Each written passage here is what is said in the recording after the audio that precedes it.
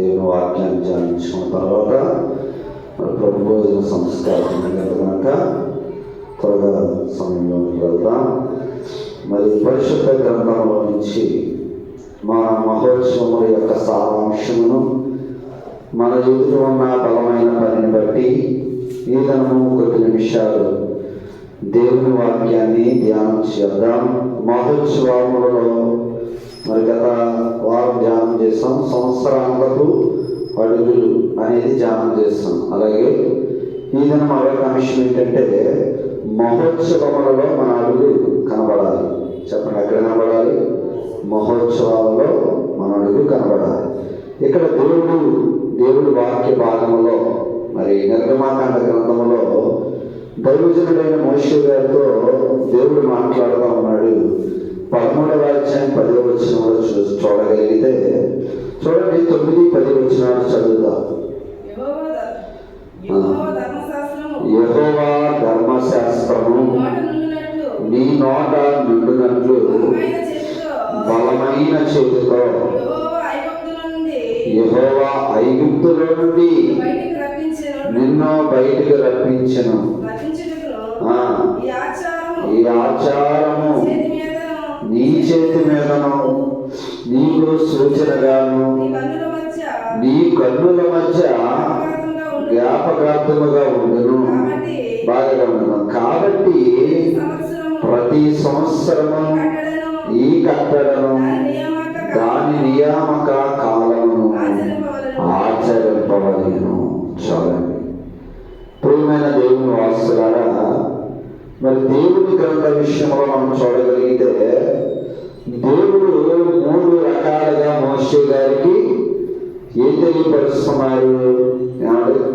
ఐగుప్తు దేశము నుంచి దేవుడు రప్పించినప్పుడు ఐగుప్తు యొక్క మరి చూడండి ఆ బలమైన సామ్రాజ్యంలో నుంచి దేవుడు రప్పించినప్పుడు, ఐగుప్తు అనే ప్రదేశంలో నుంచి ప్రభువు రప్పించినప్పుడు పిల్లరా ఎంత ఆశ్చర్యం కనబడుతుందంటే గమనించండి దేవుని వాక్యాన్ని. దేవుని వాసులారా, ఇక్కడ మనం చూస్తే మహోత్సవంలో మన అడుగు ఎందుకు ఉండాలి? ఏమంటే ప్రతి సంవత్సరం చాలా మంది డౌట్లు ఉంటాయి.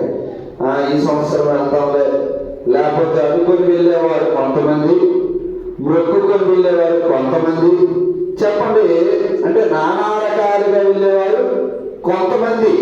పిల్లరా అసలు మహోత్సవాలకి చెప్పండి అనుకొని వెళ్ళాలా, లేదా ఆచారం వదిలి వెళ్ళాలా, లేదా అది నీకు జ్ఞాపకార్థముగా వెళ్ళాలా?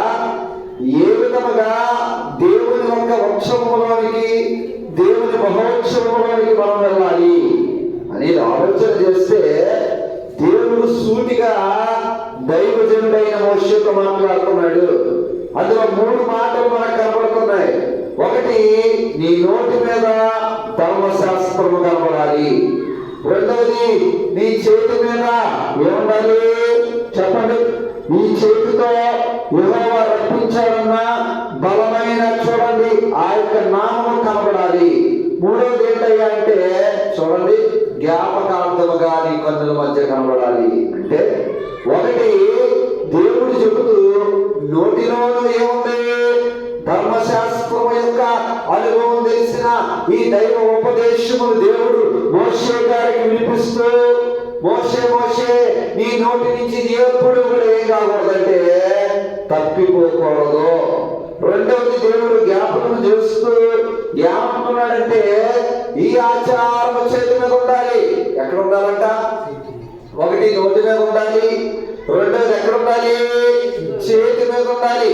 చేతి మీద అనగా అర్థం ఏంటయ్యా అంటే హృదయములో ఉండాలి. ఈ హృదయములో ఇది ఇమిడిపోవాలి. ఈ హృదయం అనే చేతి మీద వ్రాయబడాలి. ఈ ఆచారమును కొనసాగుతూ ఉండాలి. అది మధ్యలో విడిచిపెట్టేది కాకూడదని దేవుడు ఉద్దేశిస్తున్నాడు. పిల్లరా, మూడవది, మోషే గారి కంటికి దేవుడు చూపిస్తున్నాడు. ఈ కంటికి చూపించిన సంభాషణలు కానీ, ఈ కంటి ఎదు జరుగుతున్న ఈ జ్ఞాపకార్థములు కానీ, ఈ ఆచారములు కానీ, ఈ ధర్మశాస్త్రములు కానీ, ఆయనకు బయటికి రప్పించిన విధానములు కానీ, పిల్లరా దేవుడట మోషే గారి కన్నుల ఎదుట దేవుడు చూపిస్తున్నప్పుడు ఈ కన్నుల ఎదుట నీకు చూపించినది జ్ఞాపకార్థముగా ఉండాలి. ప్రియదేవుని వాసులారా, ఇప్పుడు మన మహోత్సవాలకి ఎందుకు వెళ్ళాలయ్యా, లేదా ఈ ఉత్సవంలోనికి ఎందుకు అడుగు పెట్టాలి అంటే, ఒకటి నీ నోటి మీద దేవుని వాక్యం నిలవబడాలి.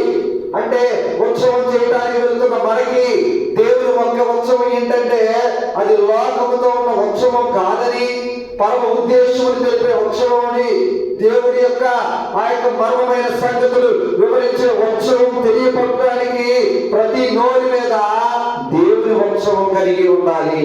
రెండవది, నీ హృదయం అనే చేతి నీ చేతి మీద రాసుకోవటం కాదని, నీ హృదయం మీద ఆచారం కలిగి ఉండకూడదని, ఆచారమే నీ హృదయంలో నిలవబడాలని దేవుడు కోరుకుంటున్నాడు. అందుకని ఈ ఉత్సవంలోనికి మనం ఏం చేయాలి? ఖచ్చితంగా వెళ్ళాలి.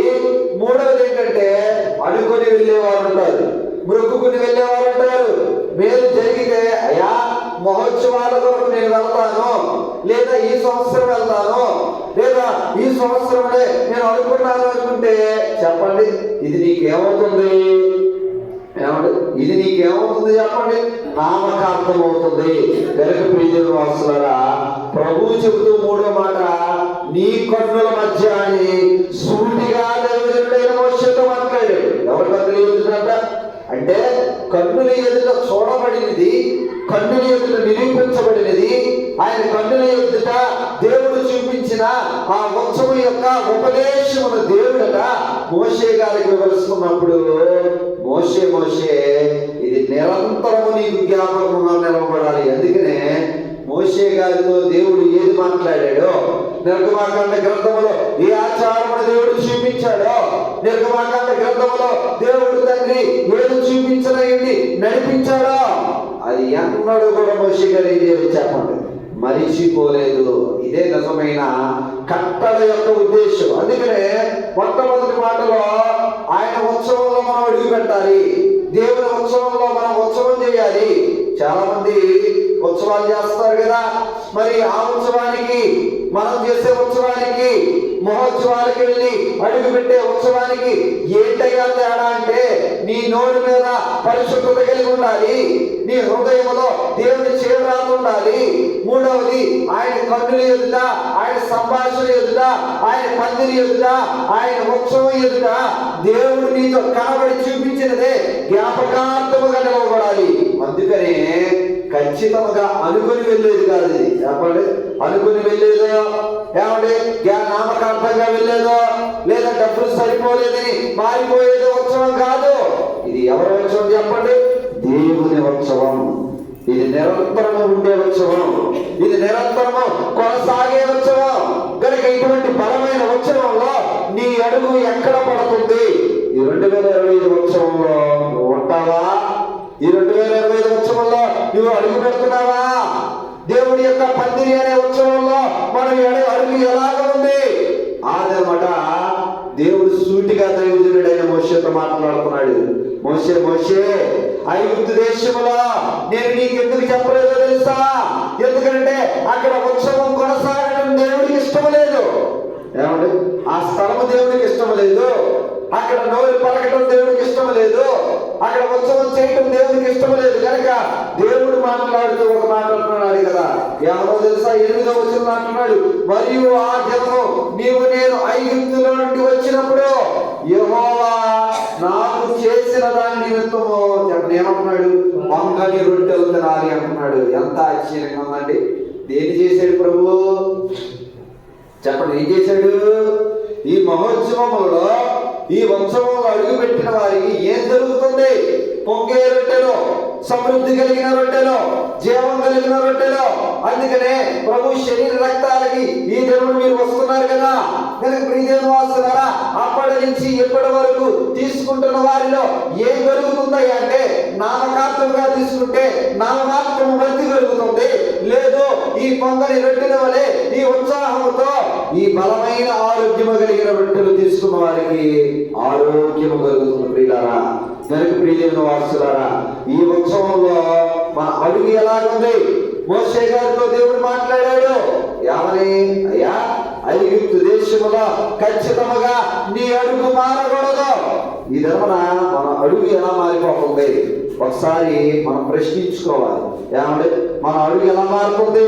ప్రభువా, ఇన్ని సంవత్సరములు 86 సంవత్సరములుగా, ఇన్ని సంవత్సరాలండి 86 సంవత్సరములుగా దేవుని యొక్క సభ జరుగుతూనే ఉంది. దేవుని యొక్క సభ జరుగుతూనే ఉంది. గనుక ప్రియమైన వాసులారా, ఎక్కడైనా 86 సంవత్సరంలో ఎన్ని అడుగులు వేస్తావు? ఎన్ని అడుగులు వేస్తావు? అసలు ఉత్సవం అంటే ఏంటి? ఉత్సవం అంటే అర్థం ఏంటి? చాలా మంది ఉత్సవాలంటే తెలియదు పాపం. లోకంలో ఉత్సవం అనుకుంటారు. లోకంలో ఉత్సవం కాదు ఇది ఎలాంటి ఉత్సవం అయ్యా అంటే, ఇదిగో వదకు సిద్ధమవుతున్నా ఆ గొర్రె పిల్లను తీసుకువచ్చేటప్పుడు ఆ గొర్రె పిల్ల తేజస్సు ఎలా ఉంది అంట చెప్పండి, మెరిసిపోతుంది. గనుక ప్రియమైన వాసులారా, ఇశ్రాయేలు జనాంగానికి ఏమండి వారి కన్నులు ఎదుట, వారి చేతులు ఎదుట, వారి నోరు మీద ఉండటానికి దేవుడు ఏర్పరిచిన బహు బలమైన ఉత్సవమే ఏంటి చెప్పండి? రప్పింప చేయుట. చెప్పండి, ఎక్కడ రావాలి? ఏమంటే ఐగుప్తు దేశంలో ఏమంటే ఉత్సవాలు చేశారా? మీరు అడగాలి కదా. ఏమంటే ఐగుప్తు దేశంలో దేవుని పిల్లలు 400 సంవత్సరాలు పైబడి ఉన్నారు కదండి. మరి ఉత్సవాలు చేశారా? మహోత్సవాలు చేశారా అంటే నిజమే పిల్లారా. ఈ అప్పటి కూడా చెప్పండి, ఏ ఉత్సవం జరగలేదు? దేవునికి ఇష్టమైన ఉత్సవం అక్కడ జరగలేదు. ఎందుకంటే అది దేవుడు చెప్పిన ఉత్సవం కాదు. ఐగుప్తు దేశంలో బహుశా రాజు చేసి ఉండొచ్చు, ఏమంటే విందు చేసి ఉండొచ్చు, జనములతో అనేకమైన జనములు పిలిచి ఉండవచ్చు. ఎన్ని రకాలుగా చేసినా ఆ వారి చేతుల్లో, వారి నోటి మీద ధర్మశాస్త్రం అనే గుర్తు లేదు, వారి చేతుల మీద దేవుని లేఖనం అనే గుర్తు లేదు. పిల్లరా, వారి కన్నులు ఎదుట దేవుడు నిలవబడి ఉండలేదు. కనుక అటువంటి ఉత్సవంలో అది దేవుడి ఉత్సవం కాదని మనకు అర్థమవుతుంది. కానీ దేవుడట మోషే గారితో మాట్లాడుతూ ఒకటేమో చెప్తున్నాడు. ఏమని చెప్పండి? ఈ ఆచారం నీ చేతి మీద ఎలా ఉండాలి? ఏమంటే సూచన. చెప్పండి ఏంటంట ఈ ఆచారం మనకి ఎలా ఉండాలి? కొన్ని ఆచారాలు ఉంటాయి. ఇంత ముందు కూడా తెలియపరిచాను. ఎదురులు చూసుకునేవారు. ఎదురులు చూసుకుంటే ఏమైపోతాం? ముదురులుగా మారిపోతాం. ఏమైపోతాం? ముదురు అయిపోతాం. ఎందులో? భక్తిలో కాదు. చెప్పండి, లోకంలోనూ ముదురు అవుతామేమో కానీ దేవునిలో ముదురు కావాలి. అందుకనే దేవదాసయ్య గారు అన్నారు, ముదిరిన భక్తి అన్నారు. చెప్పండి, ఏ భక్తి? ఏ భక్తి? కొంతమందికి భక్తి కూడా ముదిరిపోతా ఉంటుంది. ఆయనే ఉండాలి, ఆయన లేకపోతే అవ్వదు, ఆయన లేకపోతే నేను రాను అనే విశ్వాసం కలిగిన వారు చాలా మంది ఉంటారు. ఇది ఎటువంటి భక్తి అంటే ముదిరిపోయిన భక్తి. అందుకనే చాలా మంది లోకములో రకరకాల ఆచారాల మధ్య వీళ్ళరా ఎదురు వెళ్ళి చూసుకునేవారు కొంతమంది. అది క్రైస్తవ పిల్లలు కూడా ఏం చేస్తున్నారు. నేను చాలా మంది మా ప్రాంతంలో చూసినప్పుడు ఎదురుగా వెళ్ళి చెప్పండి ఏం చేస్తూ ఉంటారు? ఎదురు రావడం ద్వారా, ఎదురు చూసుకోవటం ద్వారా అదేదో లాభదాటికి మేము అనుకుంటున్నారు. పిల్లరా, అసలు ఎదురంతా మొత్తం బాగుంది, అది తెలియట్లేదు. కనుక దేవుడు ఎటువంటి వాడండి చెప్పండి? దేవుడు ఆయన ఎదురేమనుందా? ఆయనకి ఎదురుగా ఏమైనా నిలబడుతుందా? ఏది నిలవబడదు. అందుకే ప్రభు సూటిగా చెబుతూ బైబిల్ గ్రంథంలో నీకు విరోధముగా ఏ ఆయుధము వర్ధిల్లింప నేరదు అన్నాడు. కారణం ఏంటంటే నీవు ఏ ఆచారం వర్ధిల్లాలి, ఏ ఆచారంలో ఉండాలి, ఏ ఆచారంలో కొనసాగాలి అని ఆలోచన చేస్తే మొట్టమొదటిగా నీ నోరు మీద ఉండాల్సింది ఏంటి? చెప్పాలి, ఏముండాలి? ధర్మశాస్త్రము. చెప్పండి, ఏముండాలి? ఈ వాక్యం అనే ధర్మశాస్త్రం నీ నోరు మీద ఉండాలి. రెండవది ఏముండాలి? చేతి. చేతి అనగా ప్రభు అన్నారు కదా, నేను నా అరచేతితో నేనేం చేశాను. అయ్యే చెప్పడం లేదు మీరు ఎవరు. చాలా మంది శిల్పకారుడు చెక్కేస్తా ఉంటాడు నచ్చినట్లు, అవునా కదా?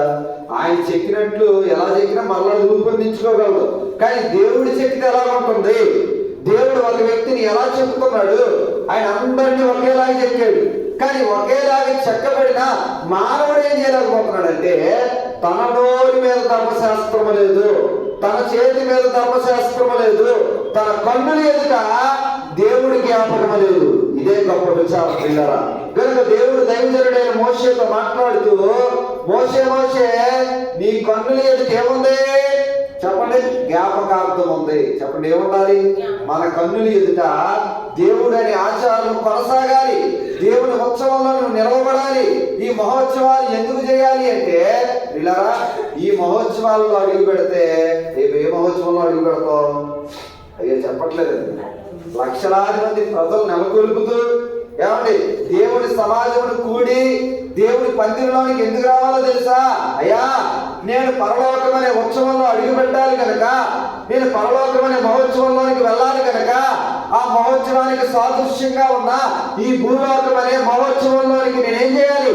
అడుగు పెట్టాలి అంటే నా నోరు మీద ధర్మశాస్త్రాన్ని ఉంచు, నా చేతి మీద దేవుడి వ్రాత ఉంచు, మూడవది నా కన్నుల ఎదుట నీ జ్ఞాపకమనే ఉంచు. ఈ మూడు కలిగిన వారు ఏమవుతారు చెప్పండి?